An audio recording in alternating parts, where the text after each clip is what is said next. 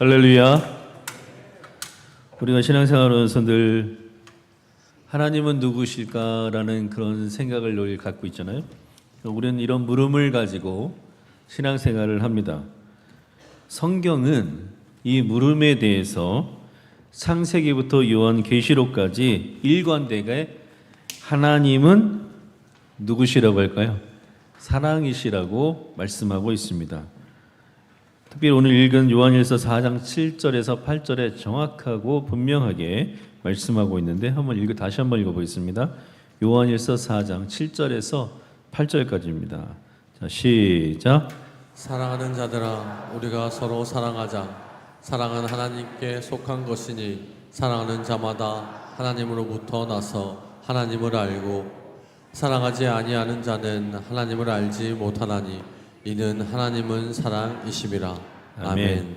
한번 따라해 보실까요? 하나님은 사랑이십니다. 하나님은 누구라고요? 자, 우리가 하나님은 사랑인 건 다 알고 있잖아요. 근데 교회 다니는 사람이 하나님이 사랑인 걸 모르는 사람이 어디 있겠어요? 그런데 그럼 하나님이 사랑이라는 게 무슨 뜻일까요? 하나님께서 사랑이라는 게 무슨 뜻입니까?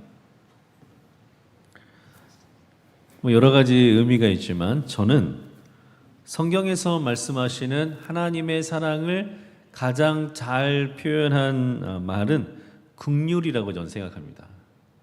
긍휼이라는 뜻이 무슨 뜻이죠? 불쌍히 여겨서 돌보다, 그런 뜻이에요. 그러면 하나님은 누구를 긍휼히 여기실까요? 하나님은 누구를 불쌍히 여기셔서 돌보실까요? 하나님은 사랑이신데 그러면 하나님이 사랑이신 것이 누구에게 해당될까요? 하는 겁니다. 그것을 가장 잘 알려주시는 말씀 중에 하나가 구약의 여리고성에 있었던 기생 라합의 이야기가 그것을 가장 잘 알려주는 성경 이야기입니다. 여러분, 기생 라합 얘기는 잘 아시잖아요. 이스라엘 백성이 가나안 땅에 들어갈 때 첫 번째 만난 성이 여리고 성이잖아요. 가나안에서 가장 큰 성, 가장 튼튼한 성, 가장 전쟁을 잘하는 족속이 있던 성이 여리고 성입니다. 그때 여리고 성을 들어가기 전에 정탐꾼 2명을 보내죠. 그 정탐꾼 2명이 머물렀던 데가 기생 라합의 집이잖아요. 그러니까 우리나라 성경은 차마 그렇게 표기를 못했는데 기생이라고 이제 우리나라는 표현했는데 신학자들은 그 기생이 아마 그 여관은 몸 팔고 술 파는 적이었을 것이다라고 생각을 합니다. 그래서 이 기생 라합은 사실은 창기였다라고 신학자들은 다 그렇게 얘기합니다. 근데 이 기생 라합이요, 두 정탐꾼들 처음 보는 사람들이잖아요. 이 사람들 아는 사람이 아니잖아요. 처음 보는 사람들이 스파이로 들어온 거예요. 그런데 이 사람들이 잡힐 뻔했는데 자기 목숨을 걸고 이 사람들을 도와주죠. 왜 그랬을까요? 왜 이 기생 라합이 자기의 목숨까지 걸고, 자기 목숨뿐만 아니라 자기 가족 전체의 생명까지 지금 위협받는 상황에서 왜 이런 엄청난 일을 저질렀을까요? 여러분 잘 생각해 보세요. 웬만한 확신을 가지고 그렇게 했겠습니까, 여러분? 100% 확신하니까 하는 거예요. 100%.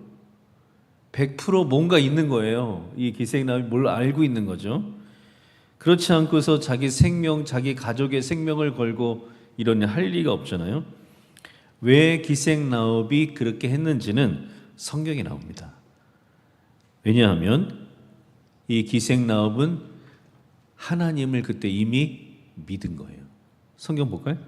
여호수아 2장 9절에 있습니다. 한번 큰 소리로 읽어보겠습니다.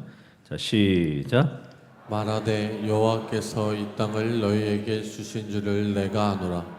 우리가 너희를 심히 두려워하고 이 땅 주민들이 다 너희 앞에서 간담이 녹나니. 아멘. 기생 라합은 어떤 소문을 들었냐면 이스라엘 백성들이 홍해를 건널 때 하나님께서 홍해를 쫙 갈라서 그 200만 명이나 되는 이스라엘 백성들이 홍해를 건너고, 그리고 그들을 죽이려고 달려왔던 이집트의 군대를 그 홍해 바다에 다 몰살시키시고 40년 동안 수많은 기적을 일으키신 그 하나님, 그 이스라엘 백성을 인도하신 그 하나님이 백성들이 여리고로 오고 있다는 소문을 든 거예요.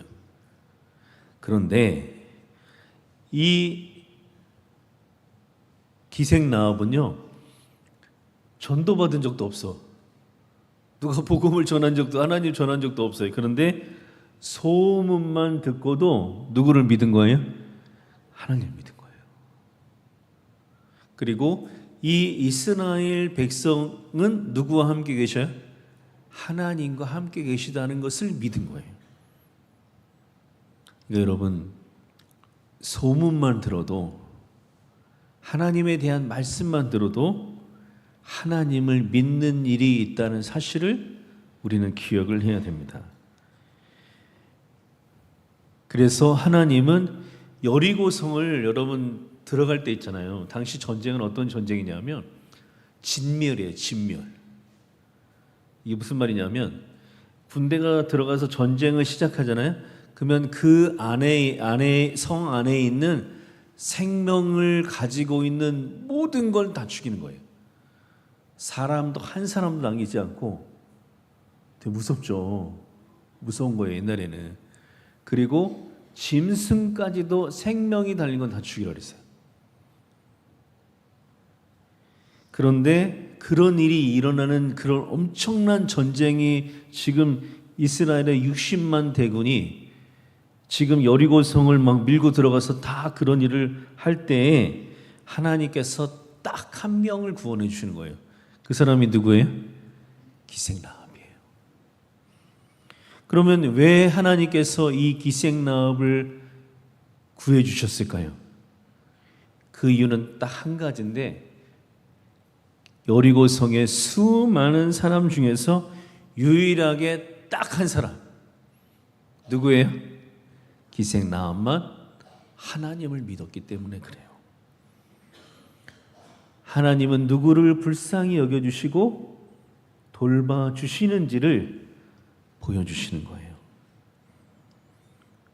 여리고성에서 유일하게 이 여인만, 이 여인의 집만 하나님께 긍휼을 얻고 살게 된 것은 이 라합만 하나님을 믿었기 때문에 그래요. 참으로 놀라운 일인데 벌어져요. 그 다음에 라합 한 사람 믿었잖아요. 근데 하나님은 이 한 사람을 불쌍히 여기시는, 긍휼히 여기시면서 이 라합과 관련된 모든 사람들을 다 구원해 주시는 거예요. 왜냐하면 누구를 위해서요? 라합을 위해서. 이 라합 한 사람을 위해서 몇 명인지는 안 나오는데 어마어마한 사람들을 이제 구원해 주시는 거 한번 볼까요? 여호수아 2장 18절에 나옵니다. 자, 우리 큰 소리 읽어볼까요? 시작. 우리가 이 땅에 들어올 때 우리를 달아내린 창문에 이 붉은 줄을 메고 내 부모와 형제와 내 아버지의 가족을 다 내 집에 모으라. 아멘. 자, 근데 이 집이 뭐 하는 집이에요? 여관이잖아요, 여관. 방이 많아요. 자, 근데 여기 보세요. 8절에 보면, 뒤에 보면 내 뭐요? 부모. 부모는 당연히 그러겠죠. 그 다음에 형제. 그런데 그 다음에 뭐냐면 내 아버지의 가족. 그러니까 일가 친척들 전부 다 내 집에 다 모으라는 거예요. 라합이 어떻게 했을 것 같아요, 여러분? 라합이 어떻게 했을까요? 제 생각에는 자기가 가족이라고 생각하는 사람들은 다 모았을 거예요. 그러니까 네가 가족이라고 생각하는 사람들은 다 불러 모으라는 거예요. 어디만 들어오면 돼요? 그 집에만 들어오면 돼요. 그 여관 집에만 들어오면 사는 거예요. 자기가 생각할 때 가족이라는 사람들은, 내가 내 가족이라고 생각하는 사람들은 다 불러 모으지 않았겠습니까? 왜냐하면 뭐가 없어요? 숫자 제한이 없어요. 10명만 내라 30명만 되라 이러지 않았어요. 어떻게 하셨어요? 내 집에 모으기만 하면 되라. 모으기만 해라. 그러면은 다 어떻게 해주신다고요? 구원해 주신다고 하신 거예요. 이스라엘 군대가 여리고성이 무너지고 60만 대군이 그 여리고성을 밀고 막 들어가서 다 진멸할 때에 딱 한 집, 누구 집이요? 기생 라합의 집. 근데 그 집 표시가 무슨 표시였어요? 붉은 줄이었어요.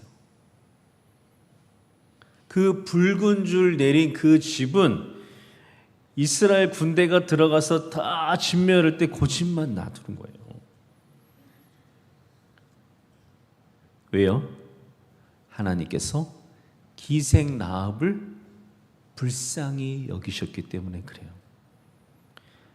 기생 라합이 그 여리고의 그 많은 사람들 중에서 유일하게 하나님을 믿는 거룩한 백성이 됐기 때문에 하나님께서 그 라합과 함께 있던 모든 사람들을 다 구원해 주신 줄로 믿습니다. 여러분, 그 집에 들어가면요, 그 집에 그 사람이 과거에 어떻게 살았던, 무슨 일을 했던, 뭔 짓을 했던 아무 상관이 없어요. 물어보지도 않고 따지지도 않아. 거기서 구원받으려면 어떻게 하면 돼요? 붉은 줄이 내려온 그 라합의 집에 들어가기만 하면 되는 거예요. 여러분, 이 시대에 이 라합의 붉은 줄이 내려온 여리고성에 진멸받을 때 구원을 받은 그 집이 지금은 어디일까요? 여러분, 구원의 그 붉은 줄이 내려온 집이 어딜까요? 바로 교회입니다. 바로 여기가 라합의 집이에요. 여러분이 앉아있는 이 자리가 붉은 줄이 내려온 라합의 집입니다. 여기에 앉아있는 사람들, 여기에 들어온 사람들, 여기에 와서 하나님을 믿기로 결단하면 그 사람이 세상에서 어떤 죄를 지었든지, 어떤 삶을 살았든지, 그가 무슨 짓을 했든지 하나님은 아무것도 묻지 않으세요. 그리고 다 용서해 주시고 구원해 주실 줄로 믿습니다. 교회는 예수 그리스도의 십자가의 은혜의 피가 흘러넘치는 곳입니다. 여러분, 교회는 라합의 집에는 붉은 줄 하나 있었지만 우리 교회에는 그 붉은 줄이 수십 개, 수천 개, 수만 개의 붉은 줄이 이 교회에 있는 것입니다. 여러분, 우리가 총동원 주일에 사람들을 교회로 초청하려고 하는 이유가 바로 여기에 있는 거예요. 교회가 바로 붉은 줄이 묶여 있는 그런 구원의 집이기 때문에 그렇습니다. 여러분, 이스라엘 군대가 여리고성의 모든 살아있는 것들을 다 진멸하고 멸망할 때에 누구만 살았어요? 어느 집에 있는 사람들만? 라합의 집에 들어온 사람들만 사는 거예요. 붉은 줄이 내려와 있는 이 라합의 집에 있던 사람들, 가족이든 친척인지 누군지 몰라요. 라합은 자기가 좋아하고 자기가 사랑하고 자기와 연결된 사람 다 불렀을 거예요. 사돈의 8촌까지 다 불렀을 거예요. 숫자 제한이 없잖아요. 다 부르지 않을까? 아마 그 여관 터지도록 불렀을 거예요. 네. 여러분, 우리가 10월 20일 총동원 주일에 지금 사람들을 불러 모으려고 하는 것이 바로 여기에 있습니다. 10월 20일에 총동원 주일에 우리 교회의 하늘에서 붉은 줄이 내려올 줄로 믿습니다. 그날 주님께서 구원하기로 예정된 영혼들은 교회에 오기만 하면, 이 안에 들어오기만 하면 다 구원받는 역사가 일어나게 될 줄로 믿습니다. 우리가 해야 할 일은 뭘까요? 우린 라합이 돼야 됩니다. 우리가 라합이에요. 한번 따라오실까요? 나는 라합입니다. 우리 뭐만 하면 돼요? 불러 모으기만 하면 되는 거예요. 그날 여러분들이 사랑하는 사람, 여러분이 아끼는 사람, 여러분이 함께 천국 가기를 원하는 사람들, 친척들, 친지들, 이웃들, 지인들, 여러분 이 교회로 불러 모으시기만 하면 됩니다. 구원은 하나님께서 이루실 줄로 믿습니다.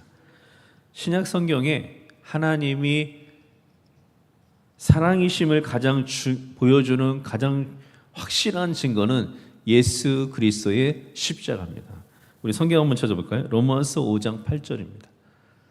자, 우리 큰 소리로 한번 읽어볼까요? 시작. 우리가 아직 죄인 되었을 때 그리스도께서 우리를 위하여 죽으심으로 하나님께서 우리에 대한 자기의 사랑을 확증하셨느니라. 아멘. 우리가 아직 죄인이었을 때에 그리스도께서 우리를 위해서 죽으심으로 하나님께서 우리에 대한 사랑을 어떻게 하셨다고요? 확증하셨다는 거예요. 그러니까 예수 그리스도는 하나님이 우리를 얼마나 사랑하시는지 보여주시는 최고의 증거라는 것을 성경은 말씀하고 있습니다. 하나뿐인 아들까지 내어주시는 하나님께서 우리를 얼마나 사랑하시면, 우리를 얼마나 귀하게 생각하시면, 우리를 얼마나 좋아하시면 주님께서 아들을 내어주셔서 십자가에 못 박여 죽이기까지 우리를 사랑하시냐고 성경은 말씀하고 있는 것입니다. 예수님께서 십자가에 못 박혀 죽으신 이후에 이 세상에서 구원을 받을 수 있는 유일한 길은, 이 땅에서 하나님의 은혜를 받을 수 있는 유일한 길은 오직 예수 그리스도의 십자가의 은혜로 예수 그리스도를 믿는 그 길밖에 없습니다. 다른 길이 없어요. 다른 길을 주신 적이 없다고 주님은 말씀하십니다. 여러분, 예수 그리스도의 십자가가 바로 붉은 줄입니다. 한번 따라해 보실까요? 예수 그리스도의 십자가가 붉은 줄입니다. 여러분 믿으시기를 주의 이름으로 축원합니다. 저는 가끔 이런 생각을 합니다. 우리에겐 다 맡겨진 영혼이 있다 그랬잖아요. 그렇죠? 저에게도 맡겨진 영혼이 있고 여러분에게 다 맡겨진 영혼이 있어요. 여러분이 알든지 못 듣든지 이건 사실입니다. 근데 가끔 이런 생각을 해요. 저는 만약에 저에게 맡겨진 영혼이, 지금 레바논 전쟁 났잖아요. 지금 레바논 아주 그냥 쑥대밭이 되고 있거든요. 지금 만약에 저에게 맡겨진 영혼이 레바논에 있다고 생각해 보세요. 그러면 저 거기 가야 됩니다. 하나님께서는 무슨 수를 써서라도 저 레바논에 보낼 거예요. 거기서 너에게 맡겨진 영혼에게 복음을 전하라고 하실 거예요. 만약에요, 우리에게 맡겨진 영혼이 북한에 있다고 생각해보세요. 북한. 네? 북한에 있다고 생각해요. 나에게 맡긴 영혼이. 그럼 여러분 어떻게 해야 돼요? 북한 가야 돼요. 죽기를 각오하고 가야 돼요. 내가 가기 싫다고 안 가는 게 아니에요. 하나님 무슨 수를 써서라도 북한에 보낸다고요. 그게 나에게 맡겨진 영혼이라는 거예요. 지난주에 그 말씀드린 그 북한 선교하신 이삭 목사님 얘기 잠깐 해드렸잖아요. 고문 받아가지고 기억사실증 걸려가지고 미국 가서 이제 건강 괜찮아서 하나님께 기도했더니 하나님께서 어디로 가라 그러셨어요? 중국으로 돌아가라. 그리고 북한 선교하라고. 예. 왜냐하면 거기에 너에게 맡겨진 영혼이. 그래서 거기 갔잖아요. 예. 그래서 자기 고문했던 그 경찰 만나서, 공안 만나서 자기 제자 삼았다 그랬잖아요. 근데 이제 그 이상 목사님도 정말 대단한 분인데 그 이야기에 보면 더 대단한 사람이 누구냐면 엄마예요, 엄마. 그 어머니, 이상 목사님의 어머니. 이상 목사님의 어머님이 기도하다가 북한 선교에 관한 마음을 받았어요. 하나님께. 그래서 결혼을 했어. 가난한 남편인데 남편을 결혼하고 아들 셋 낳고 미국으로 보내요. 남편을. 왜냐하면 북한 선교라고. 대한민국 시민권 가지고 우리 가지고 북한 못 들어가잖아요. 미국 시민권을 가지면 들어갈 수 있잖아요. 그 남편은 미국으로 공부시켜요. 시민권 따서 공부하고 북한 가라고. 그리고 나서 가난한데 아들 셋을 이 어머니가 혼자 키우는 거예요. 얼마나 힘들었을까요? 이 아들 셋을. 그래서 그냥 막 엄청 뭐 고생하면서 그렇게 키웠겠죠. 근데 이제 그 늘 큰 아들이 그지 아들 셋인데 큰 아들이 이상 목사님이에요. 어렸을 때부터 엄마가 앉혀놓고 지도를 딱 펴. 세계 지도를 딱 펴놓고 그리고 딱 놓고 너는 나중에 여기 가서 선교해라. 너는 여기 가서 반드시 선교해라. 하나님께서 우리 집에 맡긴 영혼이 있는데 그 영혼이 여기 있다. 여기가 어딜까요? 그게 북한이에요. 그러니까 이상 목사님 어렸을 때부터 나는 북한에 당연히 가야 되나 보다. 나는 당연히 가나 보다. 그렇게 생각해야 돼요. 근데 이상 목사님이 중학교 1학년과 2학년 때 그 어머니가 돌아가셔요. 한번 생각해보세요. 아버지는 미국 가 있지. 돈이 없어서 오지도 못해. 엄마는 돌아가셨어. 살 수가 없잖아요. 중학교 2학년인가 1학년인가 그런데 동생들 초등학생이고 안 해본 거 없대요. 구두도 닦아보고 막 거지처럼 살기도 하고 뭐 신문도 팔고 막 그렇게 사는 거예요. 그냥 뭐 공부는 할 수가 없는 거예요. 근데 하나님은 참 대단하셔요. 결국 보낸다니까요. 미국에 있는 아버지가요. 어느 날 미국에서 대통령 선거하잖아요.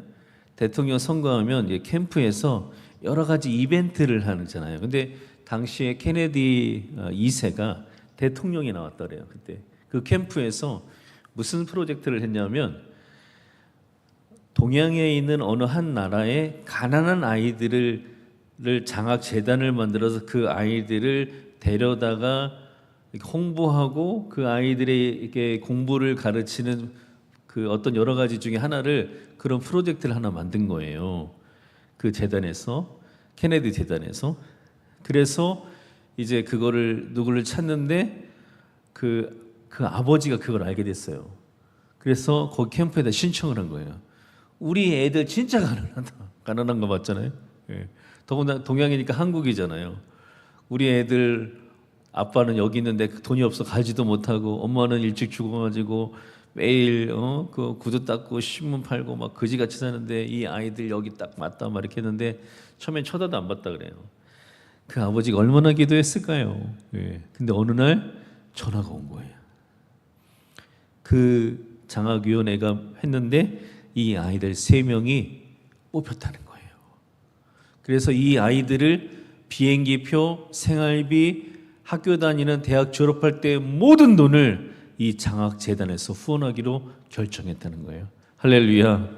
누가 하셨을까요? 그래서 왔어요. 이상 목사님은 신학대학을 당연히 갔겠죠? 그래서 목사 안수가 받았어요.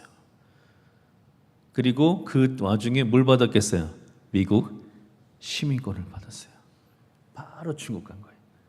그리고 그 다음에 어디 들어갔어요? 북한에 들어간 거예요. 다 누가 하셨을까요? 왜요? 그 맡겨진 영혼이 어디에 있어요? 북한에 있기 때문에 그래요. 여러분, 우리에게 맡겨진 영혼이 지금 이 전쟁이 난 레바논이나 우크라이나나 이런 데 있어도 우리 가야 돼요. 북한에 우리에게 맡겨진 영혼이 있으면 하나님은 무슨 수를 써서라도 우리 글로 보낼 거예요. 우리에게 맡겨진 영혼이 여기 우리 집 근처에 있으니 얼마나 감사한 일이에요. 여러분, 여러분의 맡겨진 영혼을 구원하는 일에 꼭 참여하시기를 주의 이름으로 축원합니다. 한번 따라해 보실까요? 나에게는 맡겨진 영혼이 있다. 여러분이 한 사람을 구원하잖아요. 라합 한 사람 구원하는데 그 집이 거기에 수십 명이 왔는지 수백 명이 왔는지 몰라요. 근데 이 한 사람을 그 많은 사람이 구원을 받은 거예요. 여러분, 우리가 한 사람 전도하는 건 한 사람 전도하는 게 아니에요. 그 뒤에 수십 명이 있는지 수백 명이 있는지 수천 명이 있는지 몰라요. 그 한 영혼 구원하는 게 그 많은 사람들을 다 구원하는 거예요. 여러분에게 맡겨진 영혼들, 여러분 마음에 하나님께서 감동을 주실 거예요. 그러면 그 영혼들 꼭 구원해서 우리 총동원 주일에 함께 천국잔치에 참여하는 저와 여러분 되시기를 주의 이름으로 축원합니다. 기도하겠습니다. 자비로우신